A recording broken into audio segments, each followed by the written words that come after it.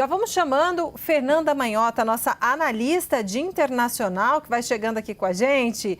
Manhota, sobre a primeira reunião do gabinete dos Estados Unidos e os comentários de Trump sobre a guerra na Ucrânia, né? Quero repercutir contigo esse aspecto. Boa tarde, bem-vinda.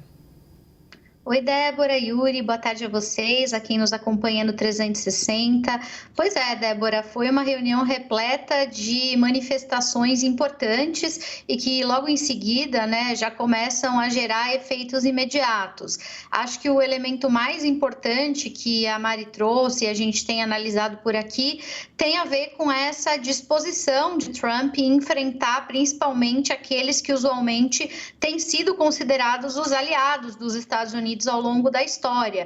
Então, os europeus, né, ele foi muito duro em relação aos europeus, ele atacou diretamente os europeus como sendo um bloco que, em alguma medida, estaria funcionando como um detrator dos Estados Unidos. Isso não é a abordagem usual que se tem em relação à União Europeia.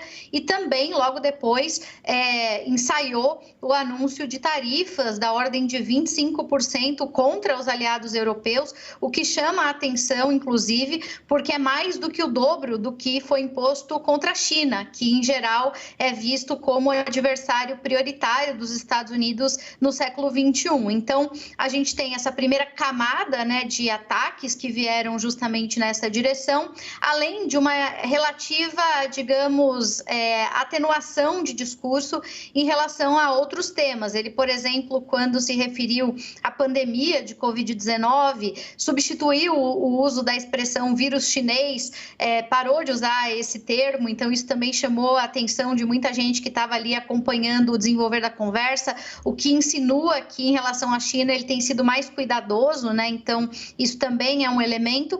E em relação à Ucrânia, uma tentativa de agora equilibrar um pouco o discurso, né? Ele que tinha sido bastante enfático e crítico da Ucrânia até então, até sendo interpretado como uma liderança que pendia gratuitamente para o lado russo, ele dessa vez fez, então, cobranças em relação aos russos e defendeu uma posição que já não é nova, já era conhecida e sabida. Aliás, não só dele, né? Vários democratas também compartilham essa ideia de que a OTAN poderia ser um elemento de desestabilização no caso de um ingresso eventual da Ucrânia. Ele disse textualmente hoje nesse encontro que a OTAN teria sido o motivo, né, que suscitou essas inseguranças que levaram à invasão e, portanto, não seria interessante incluir a OTAN como parte do pacote de fim da guerra. Não é uma opinião só do Trump, muita gente também acredita nisso, até por essa razão, alguns vão dizer que é mais fácil,